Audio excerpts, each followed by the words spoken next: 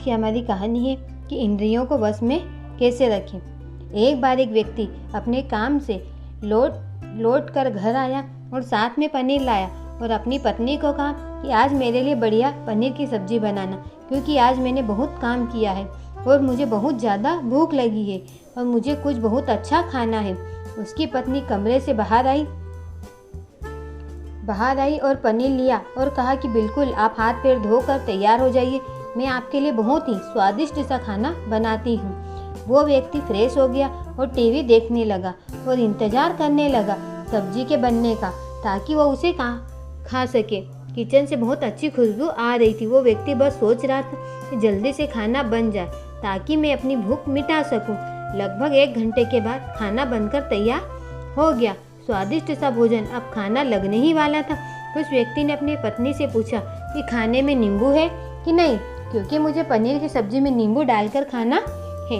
लेकिन पत्नी ने कहा कि नींबू तो खत्म हो गए हैं, आपसे कहा था लेकिन आप भूल गए। व्यक्ति ने अपनी पत्नी से कहा कि रुको, अभी खाना मत लगाओ, क्योंकि नींबू के बिना खाने में बिल्कुल मज़ा नहीं आएगा।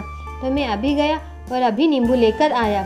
वो व्यक्ति वापस से कपड़े पहनकर तैयार हुआ और नींबू की पास वाली दुकान पर गया। जब वहां पर देखा तो नींबू नहीं थे। उसका दिमाग क्रोध से भर गया और उसने सोचा कि यार उसके पास नींबू नहीं है, चलो थोड़ी आगे वाली दुकान पर जाता हूँ, शायद वहाँ नींबू मिल जाएंगे। वो थोड़ा और आगे गया लेकिन वहाँ पर नींबू नहीं मिले। अब उसने सोचा दूर की सब्जी मंडी चला जाता हूँ, वहाँ से नींबू लेकर आऊँगा, क्योंकि नींबू के बिना सब्जी में मज़ा नहीं आएगा। करीबन आधे घंटे के बाद वो करीब के सब्जी मंडी में पहुंचा और वहां पर उसे नींबू मिल गया। वो बहुत खुश हुआ कि चलो नींबू मिल गया और अब मैं घर जाऊंगा और सब्जी में नींबू डालकर अच्छे से सब्जी खाऊंगा। अब वह खुशी खुशी नींबू लेकर घर आया और अपनी पत्नी से कहा कि जल्दी से सब्जी गर्म कर दो, रोटी गर्म कर दो, नींबू काटो ताकि मैं अच्छे से खाना खा सकूँ। अब थाली लगाई गई, सब्जी परोसी गई और नींबू रखी गई। उसकी पत्नी सामने ही बैठी थी और वो व्यक्ति थोड़ी देर के लिए कुछ सोच में पड़ गया। उसके बाद उसने नींबू की प्लेट उठाई और दरवाजे से बाहर की ओर फेंक दी और जोर जोर से चिल्लाने लगा, मैं जीत गया। पत्नी ये देखकर घबरा गई कि कहीं ये पागल तो नहीं हो गए हैं। इन्होंने सारे के सारे नींबू दरवाजे के बाहर की ओर फेंक दिए और उस पत्नी ने उस व्यक्ति पर चिल्लाया और कहा कि आप पागल हो गए, अभी तो इतनी देर तक नींबू के बारे में पूछ रहे थे और अभी जब नींबू घर पर ले आए और खाने बैठ गए तो आपने इन नींबुओं को दरवाजे से बाहर फेंक दिया और अब चिल्ला रहे हो कि मैं जीत गया। पत्नी पूछी, आप किस चीज़ में? जी हाँ, जीत गए। हुआ क्या? अब व्यक्ति खुशी खुशी बैठ गया और अपनी पत्नी से कहा कि आप भी बैठो, इत्मीनान रखो, बताता हूँ क्या हुआ। आज सुबह से ही मेरी जीत मुझे अपने बस में करने की कोशिश कर रही थी। जब मैंने बहुत काम कर लिया तब मुझे बहुत तेज भूख लगी। जब मैं घर पर आया तो तुमने बहुत ही स्वादिष्ट सब्जी बनाई।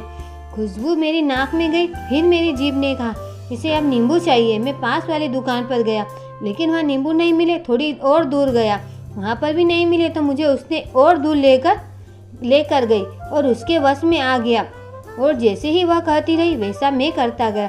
अब मैं वैसा ही करता गया जैसा वो मुझसे करवाती गई, लेकिन अंत में मैंने विजय प्राप्त कर ली। मैंने उसे उठाकर बाहर फेंक दिया और कह दिया कि तुम्हारा मुझ पर कंट्रोल नहीं है, बल्कि मेरा तुम पर कंट्रोल है और मैं जीत गया। क्या आपको समझ में आया कि कैसे अपनी इच्छाओं पर विजय प्राप्त करें? कई बार लोगों को शराब पीने की आदत लग जाती है और वो उस चक्कर में वो भटकते रहते हैं। यदि एक जगह नहीं मिलती तो दूसरी जगह जाए, दूसरी जगह नहीं मिलती तो तीसरी जगह जाए। और अक्सर युवाओं के साथ ऐसा जरूर होता है कि शराब पीने के लिए बैठते हैं, सारी शराब खत्म हो जाती है। उसके बाद एक न एक व्यक्ति जरूर कहता है कि यार और चाहिए के चक्कर में शराब ढूंढने के लिए निकलते हैं। देर रात हो जाती है, भटकते रहते। एक जगह नहीं मिलती तो दूसरी जगह जाते, दूसरी जगह नहीं मिलती तो तीसरी जगह जाते और अपने समय, पैसे और अपने आप को बर्बाद करते रहते हैं। यदि आपने अपनी इंद्रियों पर विजय प्राप्त नहीं की तो आप भी नींबू की खोज में सिर्फ भटकते ही रहेंगे और हमेशा परेशान रहेंगे। इसलिए अपनी इंद्रियों पर काबू पाइए और अपने जीवन को खुशी खुशी बिताइए। आशा करता हूँ कि स्टोरी के माध्यम से आपको कुछ न कुछ सीख जरूर मिली होगी। अगर मिली हो तो अपने दोस्तों के साथ ज़्यादा से ज़्यादा शेयर करें। प्लीज़ लाइक एंड सब्सक्राइब करें। Thank you.